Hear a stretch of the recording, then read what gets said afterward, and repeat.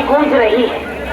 आप जहां हैं, आप इस पूरी प्रकृति को बताएं कि ये पूरा बिहार और पटना जो सदा से 70 वर्ष से इसका साक्षी रहा है, आज देखिए हम अपने बाएं तरफ दिखा रहे हैं कि सीता जी का ये लंका, जो सीता जी से बैठी हुई है, लंका का पहले दहन हो रहा है और वहां जो लोग बैठे हैं वो सीता को बाहर सकुशल बाहर निकाल ले, ऐसा आग्रह है।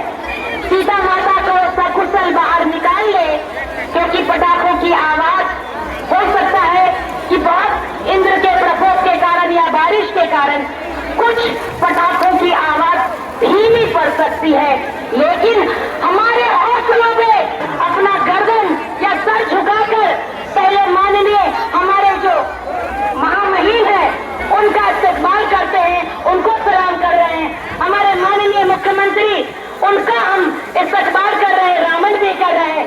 माननीय दोनों को मुख्यमंत्री उनका अभिनंदन कर रहे हैं, क्योंकि आपकी गूंज हमारे हौसलों को बढ़ा रही है। हमने कहा, पहले ही बताया कि इंद्र का प्रकोप था, अंत होगा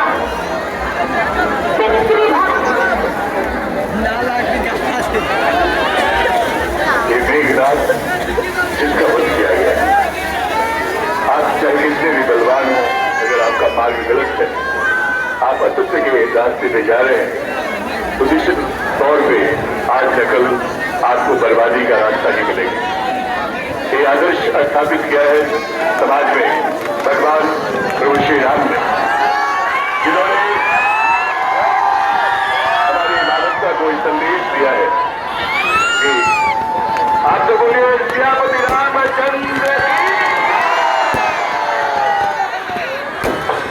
और मेघनाथ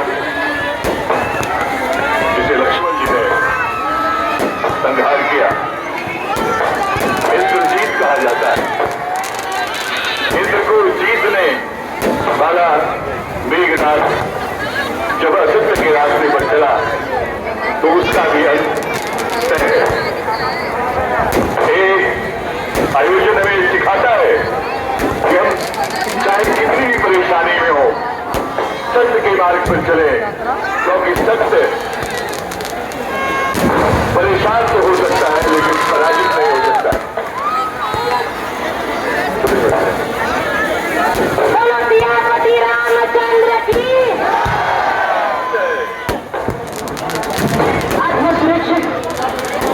ये पटाखे, ये आतिशबाजियां, ये बता रही है, ये हमारे उज्जवल भविष्य का संकेत है। मेघनाथ यानी जिसने इंद्र को भी अपने बाजूबल और बाहुबल से परास्त कर दिया था, हमारे सामने दूर कर चलना आरंभ कर चुके हैं। इसके बाद सारी जो राम जी की सेना है, श्री राम जी के साथ उनके अनुज भगवान लक्ष्मण, भक्त हनुमान और पूरी वानर सेना कुंभकर्ण की के तरफ बढ़ चुकी है। वो कुंभकर्ण जिसने ब्रह्मा जी से वरदान लिया था, लेकिन ईश्वर के आशीर्वाद से और ईश्वर की प्रार्थना से ब्रह्मा जी ने, जब उसने कुंभकर्ण ने कहा कि मुझे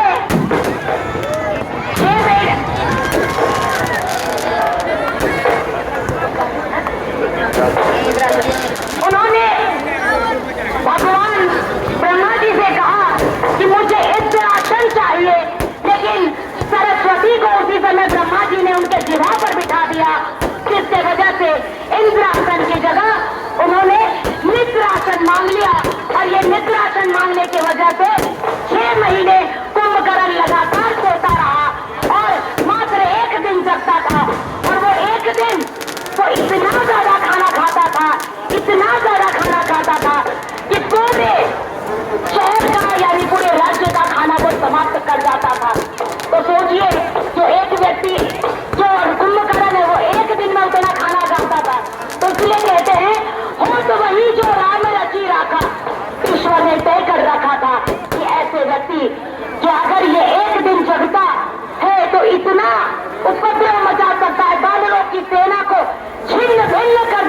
दशरथ ने अगर ये 6 महीना अगर जागा रहता तो क्या हालत करती।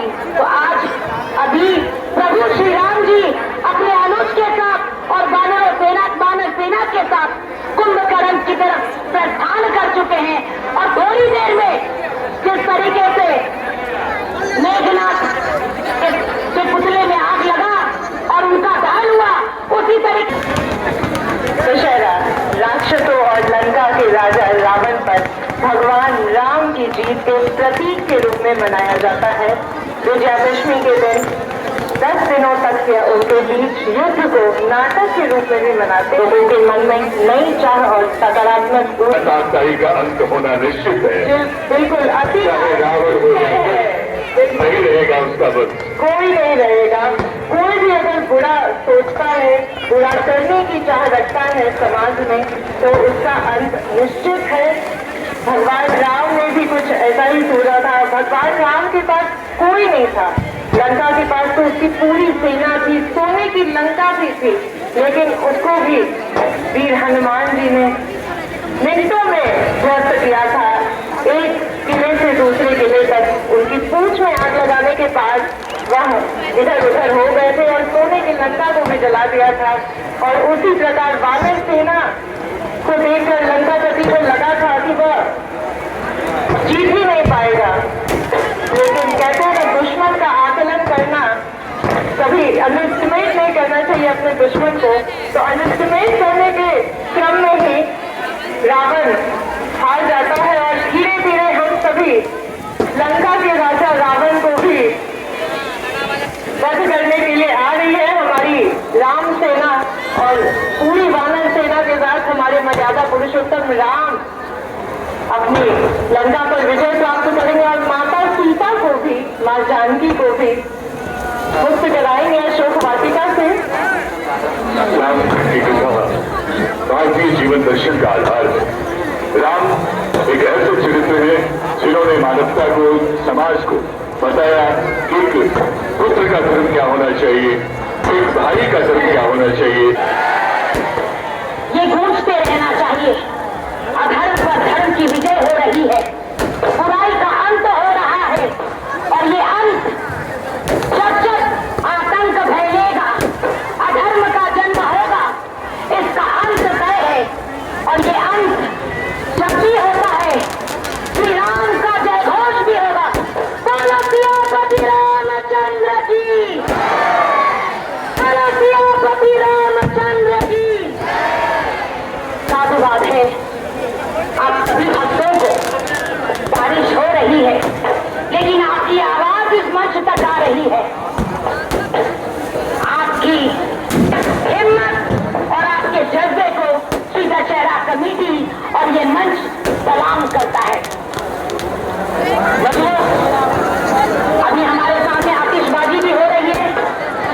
अगर ये इंद्र का प्रकोप न होता तो इतना अद्भुत स्वरूप, इतना विस्मय करने वाला ये स्थिति थी कि ये जब सूखा माहौल रहता तो चारों तरफ जिस तरह से आतिशबाजियों की व्यवस्था की गई थी और ये पुतले का निर्माण किया गया था एक नए ढंग से, वो आज आपके समक्ष तो है, लेकिन कहीं न कहीं कुछ कमी रह गई है। हम साधुवाद करना चाहते हैं दशहरा कमेटी ट्रस्ट के अध्यक्ष अरुण जी का, जो लगातार महीनों से इसको अमली जामा पहनाने के लिए प्रयासरत रहे हैं। चेयरमैन कमल रपानी जी का, संयोजक मुकेश जी का, मुकेश जी का, धनंजय जी का, आरती मल्होत्रा जी का, शिव गुप्ता जी का, प्रिंस जी का, आशु जी का, विजय तोरर जी का, इसके साथ साथ कितने लोग जिनका नाम मैं नहीं ले पा रही हूँ, उन सभी का जो backup the curtain Shri Dussehra committee के हार को संभाल के रखे हैं। हम सभी का इस मंच से इसके बाहर व्यक्त करते हैं, मंच से आभार व्यक्त करना चाहते हैं। अपने उत्खनन धन्यवाद ज्ञापन के लिए सुजय सौरभ जी को मंच पर आमंत्रित करना चाहेंगे। ज्ञापन समारोह में